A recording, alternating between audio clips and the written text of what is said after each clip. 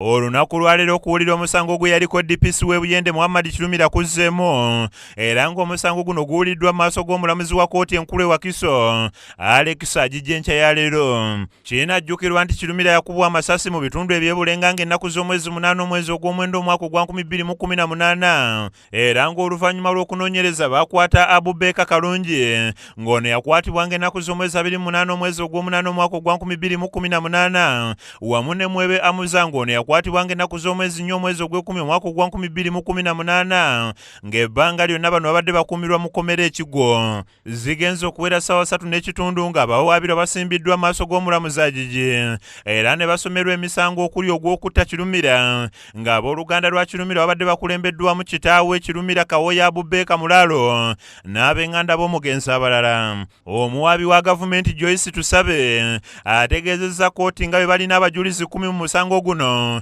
nga mu kiseera kino omu ku bo y'abaddewo era n'abuuza kkooti oba esobola okuwulira obujulizi bwono. The prosecution intends to call more than 10 witnesses. Today we have one witness in court. My Lord, we stand to be guided by the position by court on its position. Now that the session is ending, my Lord, I don't know whether court will be able to hear all the witnesses we intend to call within this session. Omulamuzi Agijja ategeezezza ng'ekiseera ky'okuwulira emisango bwe giti mu kkooti eno nga bwe kiweddeyo nga kati ebulayo ennaku 3 zokka bw'ati omusango guno n'agusindika mu kkooti enkulu e Kampala nga gye bagenda okuwuliriza obujulizi buno mu kiseera kye banaabategeeza. It is hardly 3 days to the end of this session, and this case having over 10 witnesses as such, will not be able to hear all of them in this session. Oluvannyuma lwa kkooti twogeddeko ne taata wa Kirumira Kawoya Mulalo n'alaga obutali bumativu n'engeri kkooti gy'ekuttemu omusango gwe awamu n'okugukandaaliriza. Tebalina kye boogedde tuzze wano okuba gwaliko wano ne bagusindika e Kampala ate ne bagukomyawo wano ate kati bagwegedde guddeyo e Kampala. Obeera gw'okifunamu ki? Nze kuba nali mbivuddeko nga mbirese singa tebampise kujja kubeerawo sandize. Mu ngeri y'emu atubuulidde abaana ba Kirumira embeera gye balimu kati bw'atyo n'akiikira ne gavumenti ensingo olw'okugaana okubawa ensimbi so nga eyattibwa yali mukozi waayo.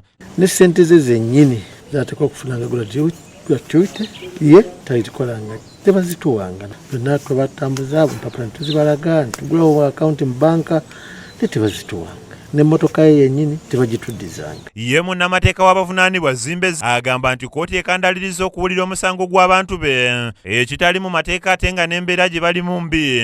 N'akubibwa nnyo, alina ebiwundu binene nnyo, yayisibwa bubi nnyo n'amanya agamu gavaamu, alina ebiwundu ku mikono, ku nkokola, ku bigere, ne omuwaabiro owookubiri Mwebe Hamza naye yayisibwa bubi nnyo, yakubibwa abasirikale aba CMI n'abapoliisi eyiski agamba yakubibwa abasirikale era n'ayisibwa bubi nnyo, alina ebiwundu bingi nnyo, so balina obulumi bungi nnyo. Bagamba emisango tebaguza ate bayisibwa bubi aye n'ekira omusango gwe teguwulirwa n'olunaku badde bafunye okuwulira omusango teguwuliddwa gwongezeddwayo.